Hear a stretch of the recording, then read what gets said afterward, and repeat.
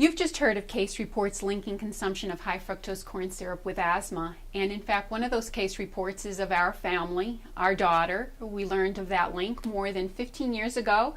She was a little over 1 when her symptoms began, and it took us a good 3.5 years to figure it out. We learned of the link through a rigorous food elimination diet. And what was very alarming then and continues to be now is that no matter how hard we searched, no matter where we searched, we couldn't find any scientific evidence that would link the two. Yet we were able to control her symptoms by way of ensuring that her diet was free of foods containing high fructose corn syrup. And while we were incredibly thankful that we were able to figure it out to ensure our daughter's well-being, what's remained or what's weighed very heavily on my mind for a very long time is the possibility and or the likelihood that there are many others like her, particularly children like her, who are suffering from the same sensitivity but are unaware of it. So with the goal of putting a biochemical face to how it's possible that you can consume high fructose corn syrup and have it activate the immune system, whereas when you consume sugar, you don't observe the same symptoms or are not observed. How is it possible? Because in fact, sugars don't elicit an immune response. At least that's conventional wisdom. Proteins do. So I embarked on a course of study to put a biochemical face to the link. And I just completed that goal this past May, having earned a Master's of Science in Biochemistry and Molecular Biology. I immersed myself for years in the study of fructose, all that is known about fructose.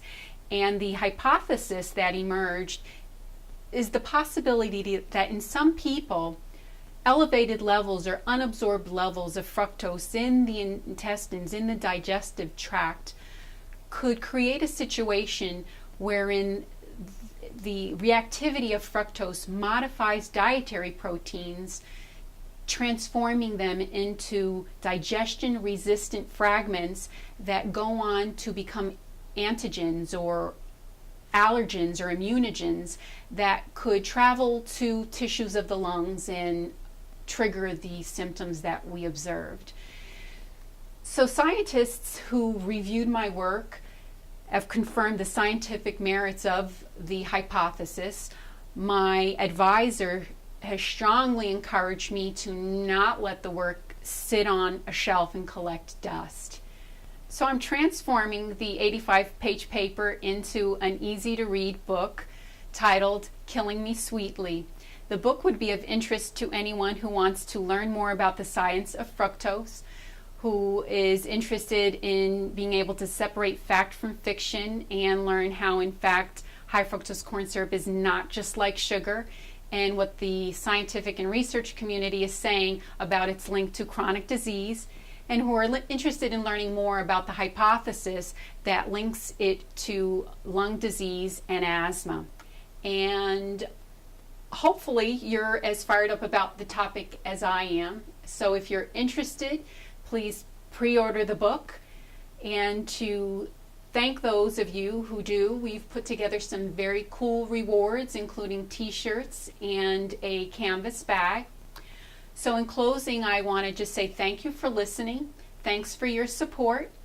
And if you are interested in learning more about the topic, you can visit us on the web at fructoseitis.org. That's fructose, remove the E, add itis.org. Or you could visit us at killingmesweetly.com, which is the name of the book. You could also visit us at Facebook.com/fructoseitis. And I just want to close with a thanks to everyone who made this production possible. Thanks very much.